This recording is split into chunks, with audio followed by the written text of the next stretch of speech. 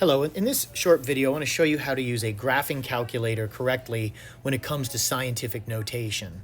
One of the greatest sources of error that students in physics and chemistry have is in performing calculations using a calculator when they involve scientific notation.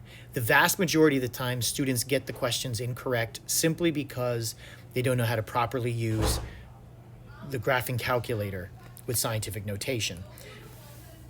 So let me first just show you a number that you might express in scientific notation, like 125,000. You type that in, and you hit enter, and the calculator recognizes it 125,000. Or you could take the number 0.000678, and it will recognize it as 0.000678. Well, what most people don't know is that your graphing calculator has different modes depending on how you want to use it. And most people use the normal mode.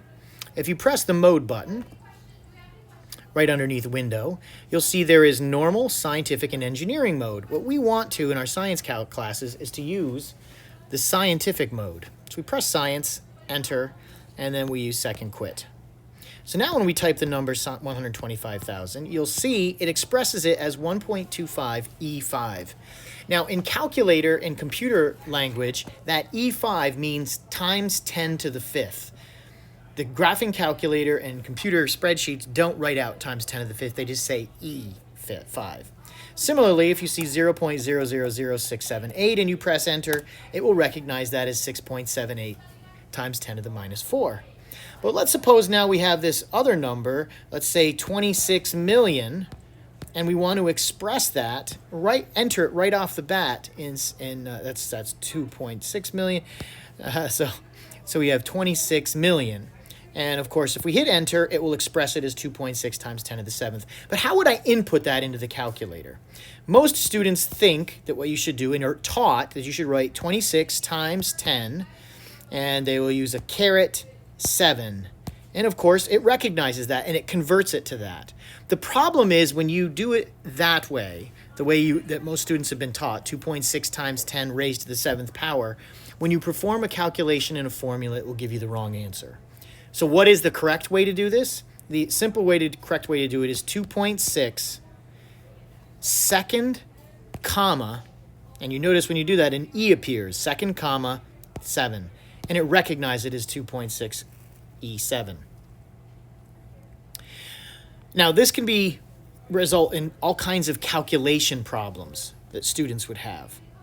So let's say, for example, we go back to our original number, 1.25 times 10 raised to the 5th power.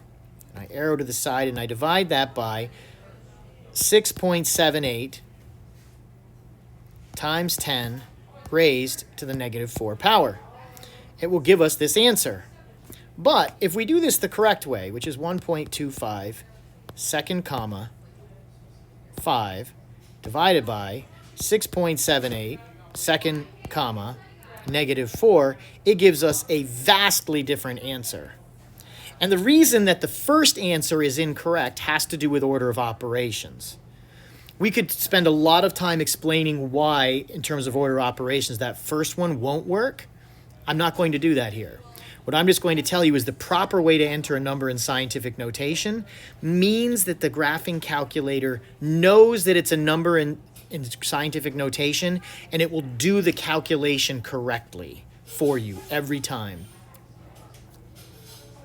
This is why when students perform calculations using Newton's law of gravitation or using Coulomb's law, the vast majority of times every student will get a question wrong simply because of the calculator. If you do it the correct way, using the second comma, you will never have any problems.